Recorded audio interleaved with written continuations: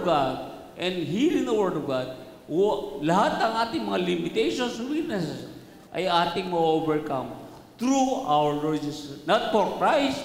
I will do it for Christ. You cannot do it. You cannot do the best.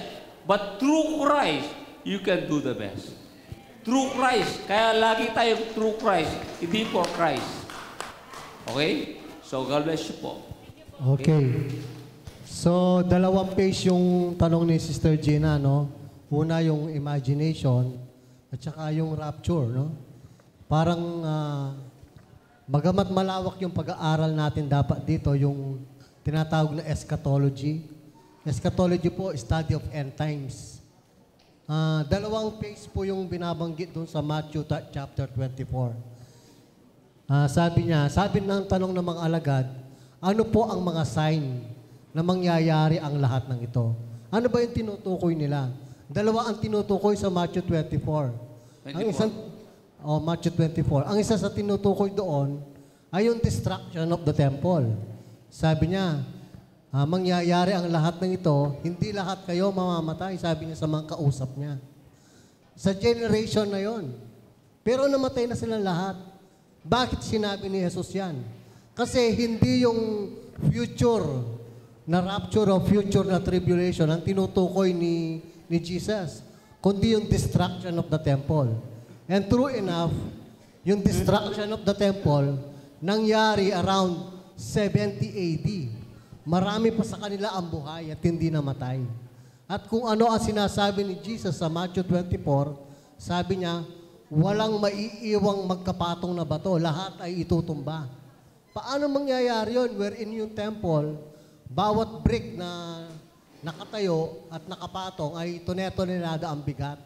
Bakit nasabi ni Jesus yon? Kasi noon, kung pag-aaralan po natin yung unang temple, yan po ay gawa sa ginto. Na lahat ng nakasingit doon ay ginto.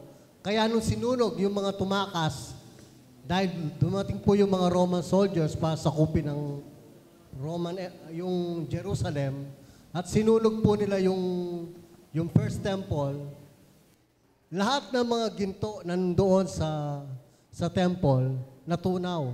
Ngayon, yung mga Roman soldiers, gusto nilang makuha yung ginto doon sa mga bato. Kaya ang ginawa po nila, bawat bato, hinila nila para makuha yung ginto doon sa mga rubble, doon sa mga bato na malalaki. Kaya nagkatotoohan, sinabi ng Panginoon, na walang isang bato na magkapatong ang matitira. So kung ano ang sinasabi ng Panginoon sa destruction of the temple, natupad. Pero isa pa rin ang tinutukoy niya doon, yung future. At yun ang sinasabi ni Pastor. Ano ang sign na mangyayari ang lahat ng ito? At alam niyo po ba ang sagot ni Jesus? Ang sinabi ni Pastor kanina, as in the times of Noah, sabi niya, gaya ito ng panahon ni Noah. Ano ba ang nangyayari sa panahon ng Noah? Lahat ay nagsasaya, normal yung kanilang kalagayan. Pero dumating ang baha. At sabi nga ni Pastor, sino yung naiwan at sino yung nawala? Kayo na po yung sumagot. No? Alam natin kung sino yung naiwan at sino yung nawala. So, sino yung naubos at sino yung natira. No? At nakita po natin doon, parang nagpanibago yung earth. Luminis ang earth. Kaya paglabas ni Noah at ng kanyang pamilya, nagpasimula silang muli at nabuhay sila. At sa pamamagitan ni Noah at ng kanyang pamilya, dumating ang tagapagligtas. No? Kaya nagkaroon tayo ng kaligtasan. Although, narinig ko minsan si Pastor na pag-aaralan pa natin sa church, no, buti. Pero somehow, yun po yung overview ng simpleng eschatology ng Matthew chapter 24. So, ibig sabihin, thank you for the surprise. Tapos na yung part 1. Tapos na yung done na ang Matthew 24. Ang pagiging tapat at manatili, maraming mga signs. Tapos na po yun. Yun ay nasabi ni Sir Francis. At yung sinasabi ko, ang pagbabalik ng Panginoon. At dito, sa panahon ni Noah, ay nagkaroon ng bagyo. Ang bagyo ay hindi ang Diyos ang nanglikha. ang lilikha niya para may diligan at malinis ang earth kasi kailangan malinis siya, kailangan madiligan ang mga halaman sa bundok o gubata. Yun pong mist. In Tanay, meron pong mist. Yun lang, kapag pumunta ako doon sa Tanay, may mist kasi bundok yon, maraming halaman. So, sa magitan ng mist, no, hindi bagyo, kundi parang ulan siya, rainforest, no, hindi bagyo. Yun ang nilikha ng Diyos, ang amog. Pero ang bagyo ay nagkaroon ng disorder ang mundo nung ang tao ay nagkasala. At ang mga animals, hindi sila kumakain ng kapwa animals. Na ngayon ay pinag-aaral natin ang cycle ng mga, o hindi po, kumakain ng mga animals noon, herbs, pero nagkaroon ng disorder. Kaya po, tayo ngayon ang takot sa mga animals na dapat sana ay friend natin ang ahas, ang tiger, ang tigre, no? Friend natin. Pero nagkaroon ng disorder ang earth dahil sa kasalanan ng tao. Dahil ang lahat ng dito sa mundo ay under sa tao. Nasa dominion and rulership ng tao. Eh, ang tao ay nawalay sa Diyos. Namatay siya.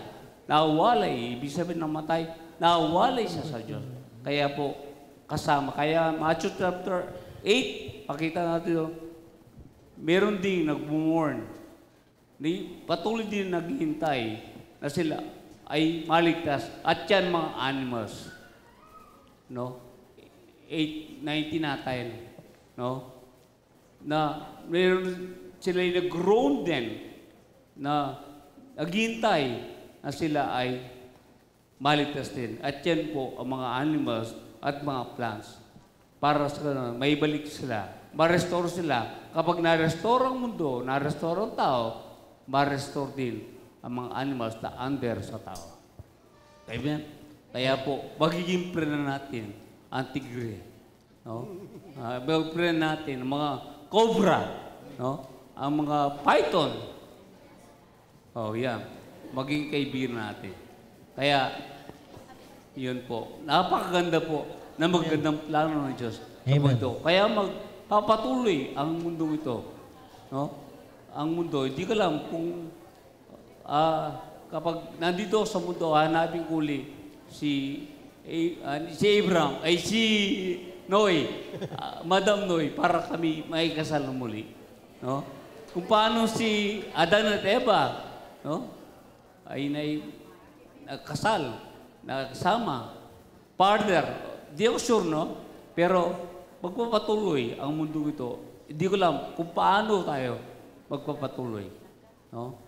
Sa mundo ito. With the fellowship, like Abraham, like Adam and Eve, with the fellowship with God, no? Sa kanyang buhay. Okay?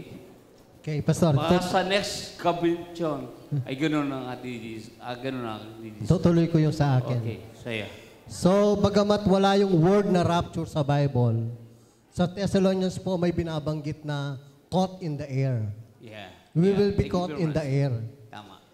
Tayo ay 1 Thessalonians chapter 4 verse 17. Nandito po si Brother Josel. Brother Willie. So, basa.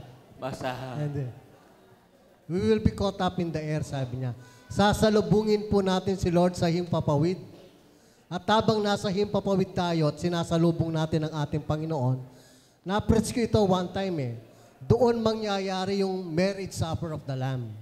At habang nangyayari yung feast na sinatawag, yung feast at saka yung judgment na tinatawag, mayroong paglilinis na mangyayari sa mundo.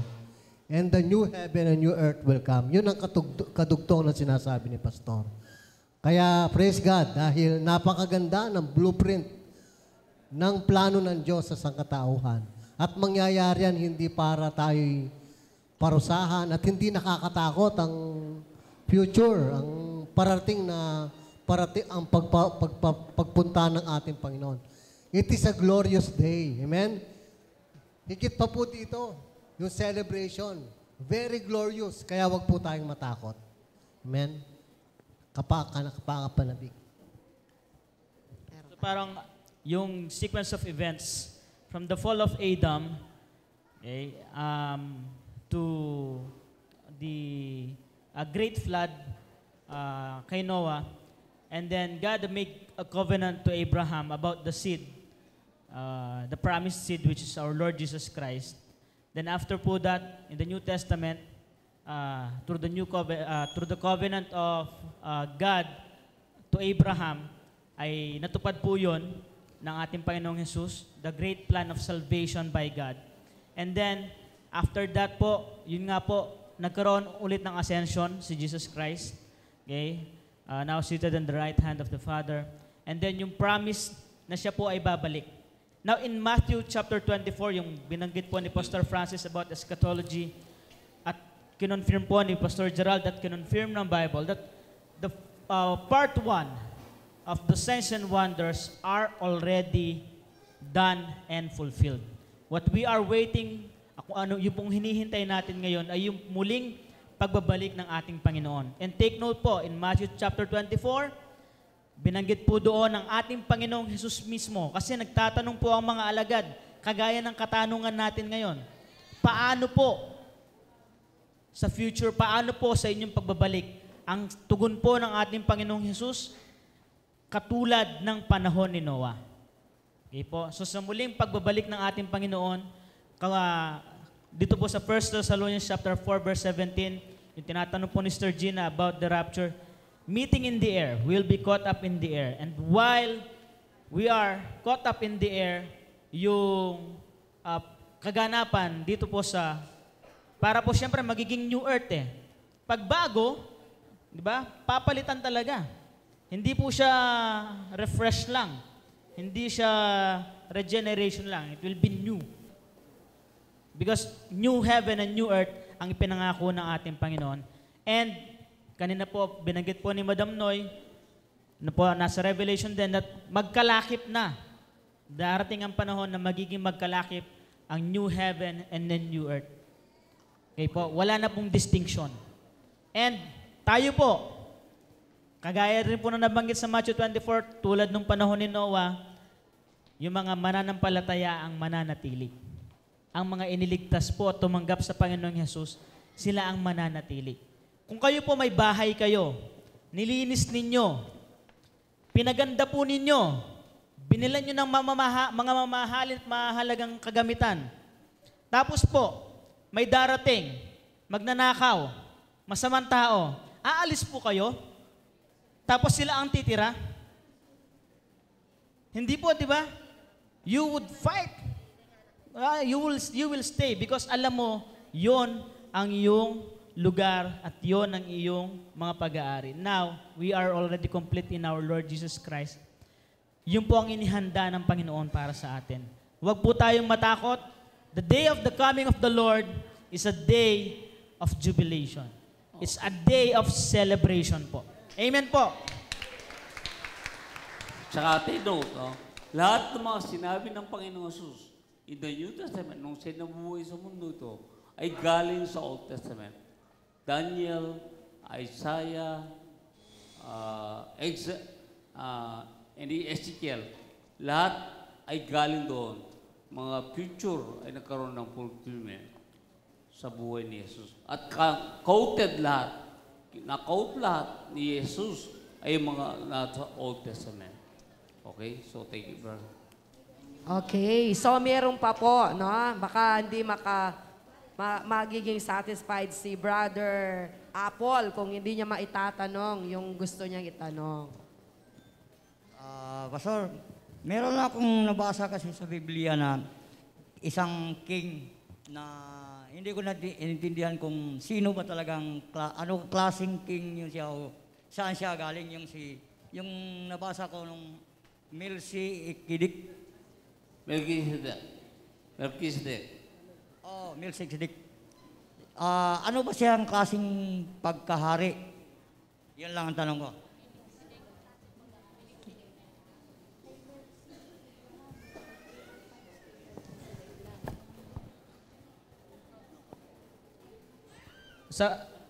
yung King of Salem from Genesis 14, chapter 14, verse 18 to 20. Then Melchizedek, king of Salem, brought out bread and wine. He was priest of God Most High, and he blessed Abraham, saying, Blessed be Abram by God Most High, creator of heaven and earth. Sino siya? Sino siya? Actually, si Melchizedek po, wala po tayong makikita na background niya sa Bible. Okay? Pero ang sinabi po doon, si Jesus Christ, na-anoint siya as priest according to the order of Melchizedek. Ibig sabihin, highest order. No? Hindi ko pa masyadong kilala si Melchizedek dahil nga wala pong nakalagay sa Bible. Pero yung tanong po nyo, yung background niya. Kasi nakasulat kasi doon na si Melchizedek, King of Salem. Di ba? King of Salem. Yes, King of Salem. Pagkatapos, kung saan siya galing, at saka sino yung mga kamag-anak niya, kagaya ni Abraham, mga asawa niya si ganito ganon. Ang anak niya si Solomon. Yeah, tama po. Oh, Tama. kaya itatanong ko kung anong klaseng tao yan si Melchizedek. Hindi ko naintindihan kung saan siya galing. Sino ba siya? Gano'n ba? Ayun tanong ko. Wala po siya nakasulat na background sa Bible. Wala po. So, ang school of thought, no? Di ako sigurado. School of thought, hindi nga tayo sigurado. Yun ay tipini of our Lord Jesus Christ. No, walang pinanggalingan. Ang Panginoon ay isa high priest at wala siyang pinanggalingan, wala siyang kamag-anak like King Melchizedek o Melchizedek. Melchizedek? Oh, okay yan po. Ganun. Wala daw pong background na nakatala sa Biblia at yung short description. Opo, yun lang po kasi ang nakasulat patungkol sa kanya. Mayroon pong question dito sa table namin. Ako ang speaker. Ako ang tagapagtanong. Actually, mayroon kami dalawang question. Follow up doon sa yung heaven. Kung yung unang tanong, kung ang heaven ay dito sa earth, saan naman yung mga namatay? Kasi kadalasan pag may namatay, ay nasa langit na si Procorpio. So, kung ang heaven nandito sa earth, nasaan ba sila, yung mga namatay naman? In connection with that, naalala natin si Abel, di ba, nung namatay, sabi niya, mula sa lupa, humihingi siya ng parang justice. Ayun po yung unang question. Advanced question po about love. So, ang usaping tungkol sa pag-ibig, paano natin magbigay ng counseling, lalo na sa panahon ngayon ay inuusad yung divorce, annulment. So, paano natin bibigyan ng advice yung humihingi ng parang ganun divorce? Ang situation ay marami po kasing grounds ng divorce. Yung una ay isa yung ang nagpakasal sa kanila magulang, hindi na talaga mahal. Isang reason din ng grounds ng divorce binubugbog ka ng asawa mo, hindi mo pa hihiwalayin, mamamatay ka na. Mamimili ka na lang. Magpapakamatay ka sa piling niya, siya nang papatayin mo o lalayas ka na lang. Parang ganon. So, paano babangga yung spiritual sa practical, sa legality? So, about love po yan. Yun yung pangalang question. Pwede rin malaman yung opinion ng mga may asawa. Kung ano ba, hiwalayin ba o ano. Salamat po. Magbanggit lang po ako about dun sa divorce. Actually, dito sa Pilipinas, wala po tayong divorce. So, hindi pwedeng i-divorce yung asawa mo kahit na ayaw mo na sa kanya. Walang divorce dito. Meron tayo separation, legal separation, and annulment. Okay, yung legal separation, pwede kayong maghiwalay, pero hindi ka pwedeng mag-asawa ng iba. Yung annulment, parang na-annul yung dating kasal mo. So, yun, pwede kang mag-asawa ulit. But divorce, we have no divorce. Dun sa practicality, ano pong sasagot nyo dun sa binubugbog ka na battered wife, battered husband? Ako binubugbog. Paano ba yung mga annulment? Binubugbog ako may ano dyan si Pastor Edwin. Ng pag-ibig pala. Ng pag-ibig. Tama na, inay. No?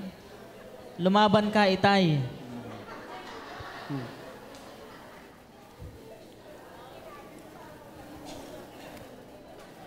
Sige, sa practicality wise, ano? Kaya nga ang importante, laging una, hindi yung sa huli, no? Sa una pa lang, siguraduhin mo, yan talaga ang sasamahin mo ng buong buhay mo, no? So kung sigurado ka na, I think sa una pa lang makikita mo na kung sigurado ka na yan nga ang makakasama mo sa buhay, at nandun ang pagmamahalan nyo sa isa't isa, hindi ka darating sa ganong kalagayan. So, yun ang point na, paano naman, you are looking forward for the future eh. So, ibig sabihin, dun pa lang, less 50%, no?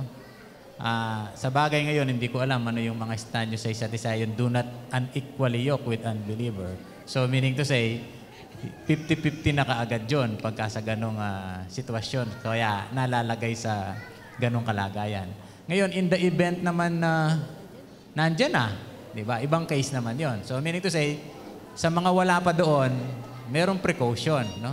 Ibig sabihin, hindi dalas-dalas, hindi pa bigla-bigla, then we will go for marriage. Hindi ganun yun, ano? Hindi ganun kabilis. Ngayon, pagka nandyan na, of course, when you base biblically, sabi ko nun, di ba? Kung hanggang hindi naman siya yung nag-aas ng hiwalayan, ikaw na Kristiyano, mananatili mo pa rin siyang mamahalin eh. So, kahit ganyan pa rin siya, ibig sabihin, di ba sabi natin, hindi ngipin sa ngipin eh. Hindi sa mata, di ba? Nandun pa rin yung pagmamahal, nandun pa rin yung pag-ibig, no? So sa tingin ko, pagka ganun pa rin ang totoong pag-ibig ang pinapakita mo, yung talagang galing sa puso, walang hindi ma-overcome yung pag-ibig eh. Kahit nandyan na yung ganong klaseng sitwasyon. Kaya pa rin tunawin ng pag-ibig ng pagmamahal kahit na so ako hindi ako naniniwala sa ganun, wala na talagang pag-asa. But if you try it already, baka hindi mo pa sinubok eh.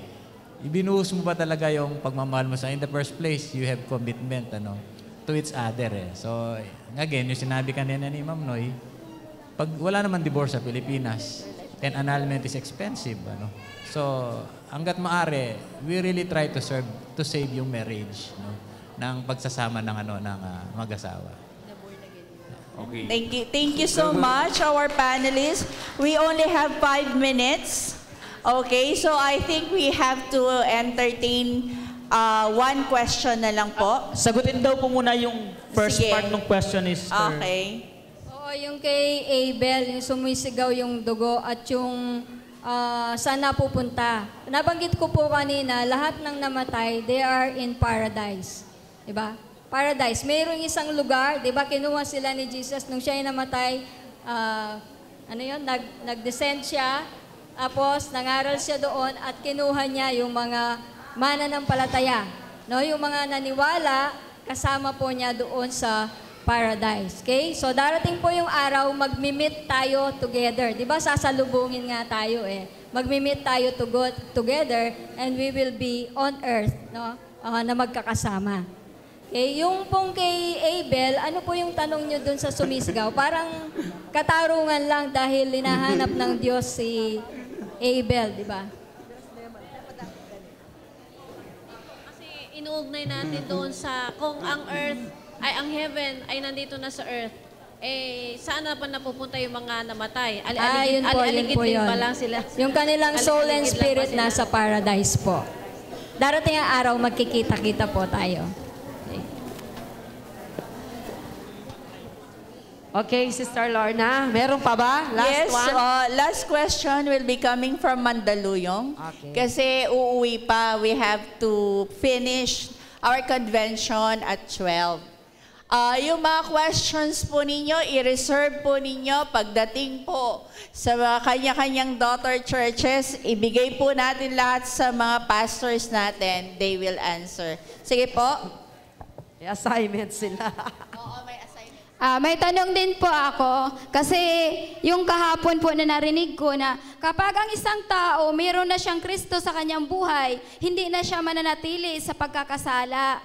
Nabasa ko rin po sa sulat ni Pablo na sinasabi na manatili tayong malinis at walang kapintasan pagdating ng ating Panginoong Hesus. Ito po yung tanong ko. Halimbawa, ako po ay isang leader.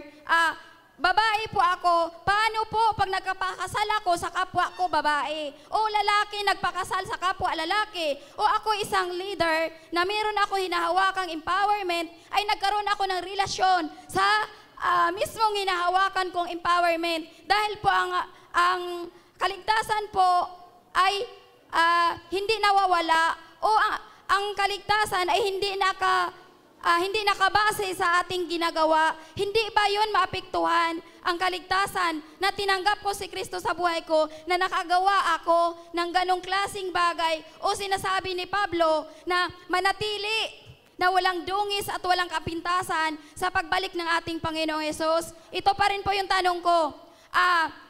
Ang tao kapag namatay, mayroon po kasing nagsabi na ang espiritu natin at ang kaluluwa, pag namatay ang isang tao ay aakyat sa langit.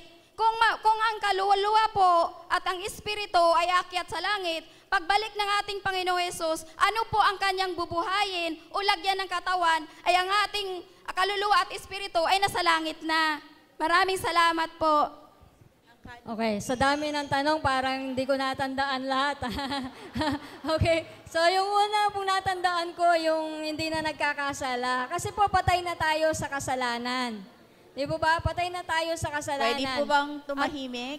Yan. Okay, tandaan po natin, patay na tayo sa kasalanan. Kaya ang sabi ni Pablo, wag na kayong magpatuloy sa kasalanan. Kasi hindi na po yun ang buhay natin. Ang buhay na po natin ngayon ay katuwiran. Kaya kung alam mo ang kalooban ng Diyos, hindi ka mag-aasawa ng kapwa mo babae at hindi ka mag-aasawa ng kapwa mo lalaki. Ngayon, mayroon ng blessing ang Pope, no, sa mga same sex, no? So, alam po nating lahat ng mga Kristiyano na nung lumikha ang Diyos, isa lamang pong babae at isang lalaki at sila yung dapat magsama. Hindi lalaki sa lalaki, babae sa babae. Okay? So, kung mayroon pong ginagawa ganon, ang ating mga kapatiran, of course, as leaders, yung mga pastors, pwede po natin silang kausapin through word. We can rebuke, no? We speak in love, no? Na mayroong pag-ibig. Kasi po, ang dahilan nun, hindi pa po nila nauunawaan kung sino sila at kung sino ang Diyos sa kanilang mga buhay. Okay? So we do not judge them, we do not condemn them, no? May hugot ba ang kapatid? We do not condemn, no? Ang ating pong lalo na mga brothers and sisters natin. We speak to them. We speak the word to them.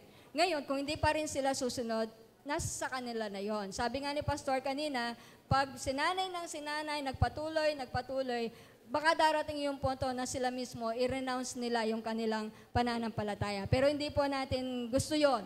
No? Ang gusto natin, makita nila na mahal sila ng Diyos, may nagmamahal na Diyos sa kanila, kahit na hindi sila mahalin ng ibang, o kung babae siya ng ibang lalaki, o kung lalaki siya ng ibang babae, nandyan ang Diyos para magmahal sa kanila. Amen po. Yung question number 2, yung pangalawa niyang tanong, yung spirit and soul. Yung spirit and soul, actually, magkasama yan eh. No, hindi naman magkahiwalay yan. Kaya pag yan ay nagkaroon ng glorified body, no? Kapag sa pagdating ng ating Panginoon, ang sinasabi ng Thessalonians, magkakaroon tayo ng incorruptible body, yung katawan na hindi na nasisira, mapapalitan yung katawan. So yung soul and spirit na walang body ngayon, no? Ito po yung school of thoughts, babalik yung kanilang mga katawan. Kaya yung iba, paniniwala nila, hindi sila nagpapakremate. Kasi pag dumating si Kristo, magsasama-sama ulit yung kanilang mga buto. Pero makapangyarihan ng Diyos, kahit cremated yan, pwede niyang pag-isa-isahin yung lahat ng bahagi ng tao at mag-create ng bagong katawan. Amen po? So, hindi wala yung katawan ng kaluluwa at katawan ng spirito. Magkasama po yun. Okay? Okay, thank you, Sir Noy. Maraming salamat po sa mga tanong. And palakpakan po natin ang ating mga pastors, for making it clear to us, no? And our understanding will continually be changed by the Word of God. Amen. At bago po tayo mag-close, ang mga C12 po ni Pastor Gerard ay magre-render ng song. Okay, pabalikin na natin. Okay, sa Sige ating po mga pwede na pastors, po tayo. thank you so much po. Dear pastors. Palakpakan po Ayan. natin ulit. And sa YouTube po, no, yung mga preachings po natin, yung mga questions po ninyo ay masasagot na po kasi may mga discussions na po tayo, may mga topics na po tayo dyan. If you have the time, no, i-review po natin yung mga preachings. And then, pinopromote din po natin yung kwentuhan with Brother Edwin. Ayan, mga topics po na nadidiscuss din niya. Okay, yon. Subscribe. Click the notification bell. Dito po kayo sa taas.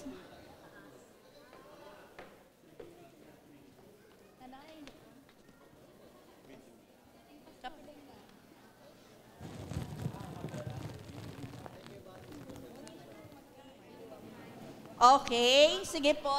Sandali po ha. Nakikita niyo po yung likuran. KWB. Ayan po ang kanyang 0.1. O, teka, bisay ka na mo. Saan ka pa? Ayan, pinopromote po natin ang ating kapatid. Okay.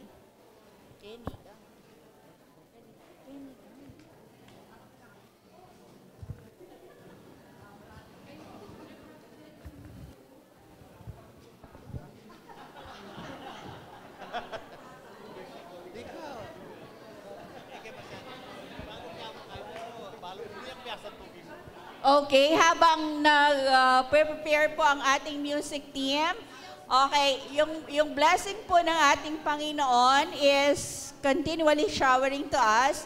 So, hindi lang po isa yung lechon. Dalawa yung lechon natin today. Okay. One from Sister Mina and the other one is from Sister Bel Yanga. Okay, mamaya pong lunch, CFSM Pampanga, huli na po tayo kasi magpapak pa yung mga kapatid natin sa malayo. So, una po sila sa linya.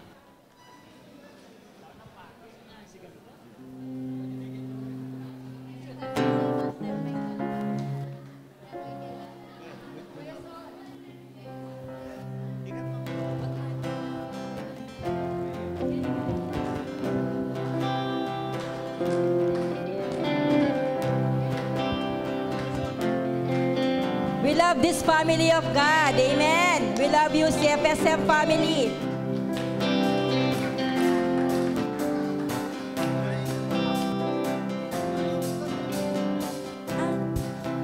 I love this family of God. So closely knitted into one. They have taken me into their hearts, and I'm so glad to be a part of this great family. Yes, sing together. Love this family of God, so closely knitted into. Sige po, pwede po tayong umikot. Yakapin po ang ating pong mga kapatid. Let's all stand. Magkamayan po. Sige po, pwede po tayong umikot. Magkamayan po tayo sa bawat isa. Sige po. Shake hands one another.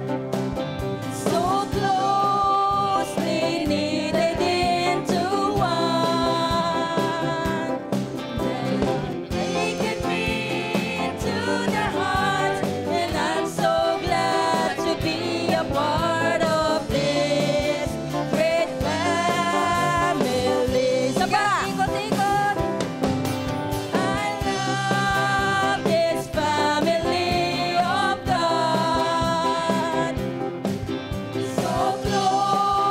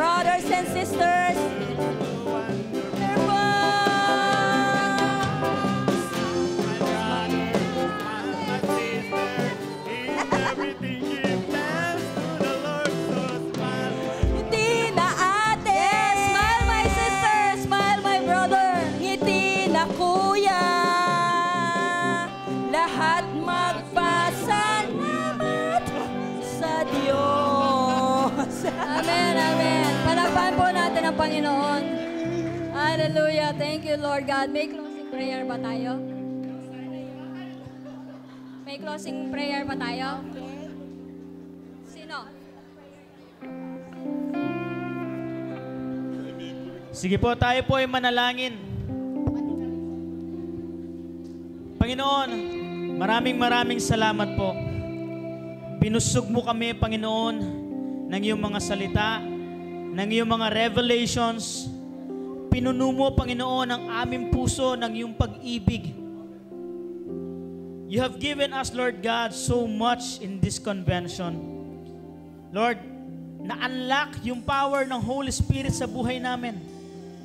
We are able to see the reality that you have for us. Yung truth sa iyong mga salita, Panginoon, through the power of imagination. And Lord, right now, we believe yung old mindset namin patungkol sa iyo, patungkol sa buhay namin bilang mga mananampalataya, ngayon binago mo, Panginoon. And Lord, we ought to live and continue living by faith through grace that you have given us. We would like, Lord God, to really give all the praises and glory and honor and power unto you and to you alone. Let us, Lord, continue to experience yung buhay na inilaan mo para sa amin. Maranasan namin, Panginoon, yung katotohanan ng iyong mga pangako sa aming mga buhay. Maraming salamat po, O Diyos, sa katagumpayan na meron kami dahil kay Kristo. And now, we can say with all authority, power, that we can stand on higher ground because Christ is living in us. We thank you and we glorify you, Lord Jesus. We thank you for the food, for the blessing, Lord God, on this lunchtime. We praise you and we glorify you in Jesus' name. Amen and amen.